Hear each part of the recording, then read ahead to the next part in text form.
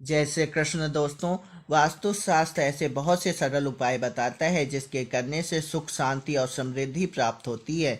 कुछ ऐसे भी कर्म बताए गए हैं जिन्हें करना अनुचित माना गया है, लेकिन आधुनिक समय में हमारी संस्कृति कहीं पीछे छूटती जा रही है। इसका सीधा असर हमारे जीवन पर पड़ता है, साथ ही इसका असर हमारे भोजन करने पर भी पड़ता है तथा हमारे स्वास्थ्य पर भी इसका बुरा असर पड़ता है। जहाँ हमारे संस्कृत में पुराने लोग भोजन जमीन पर बैठकर किया करते थे, लेकिन अब लोगों ने भोजन को बिस्तर पर ही करना शुरू कर दिया है। ये बातें सुनने में बड़ी नहीं लगती, लेकिन हमारे सनातन धर्म में इसे बहुत महत्वपूर्ण बताया गया है। तो चलिए अब हम लोग जानते हैं कि बिस्तर पर भोजन करना कितना गलत है। दोस्तों, हमारे शास्त्रों में भोजन के नियम जो बताए गए हैं वो आज धार्मिक और वैज्ञानिक दोनों तौर पर मान्य हैं। जो हमारे ऋषि मुनि लाखों साल पहले लिख गए हैं, आज का आधुनिक विज्ञान इस बात को मान रहा है। प्राचीन धर्म ग्रंथों में यह बताया गया है कि जब पहले लोग जमीन पर भोजन किया करते थे तो धरती और शरीर की ऊर्जा एक हो जाती थी, जिससे लोग ज़्यादा स्वस्थ और शक्तिशाली होते थे। शायद इसीलिए प्राचीन काल के लोग इतना समृद्ध और ताकतवर हुआ करते थे।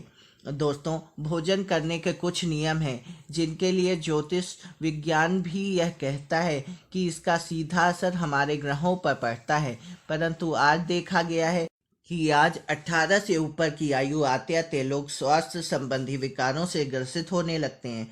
तो चलिए जानते हैं कि वह कौन से नियम हैं जो हमारे भोजन को सीधा प्रभावित करते हैं।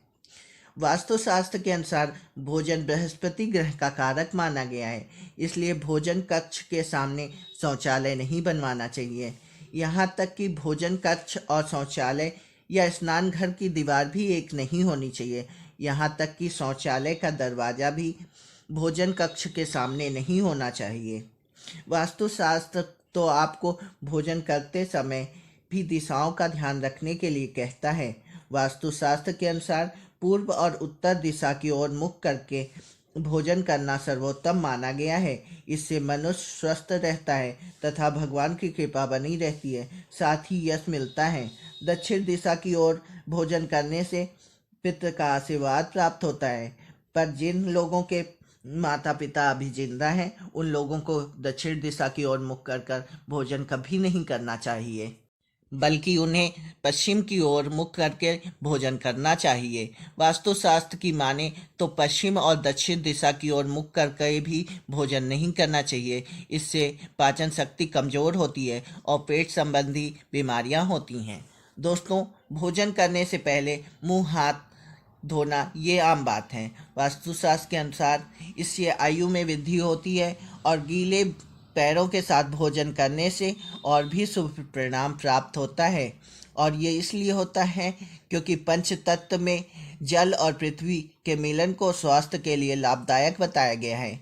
इससे शरीर की ऊर्जा में वृद्धि होती है और मन और क्रोध भी शांत रहता है। और साथ ही मित्रों, दक्षिण पूर्व की ओर मुख करके भोजन करने से यौन संबंधी बीमारियां भी हो सकती हैं। इससे स्वप्न दोष भी होता है।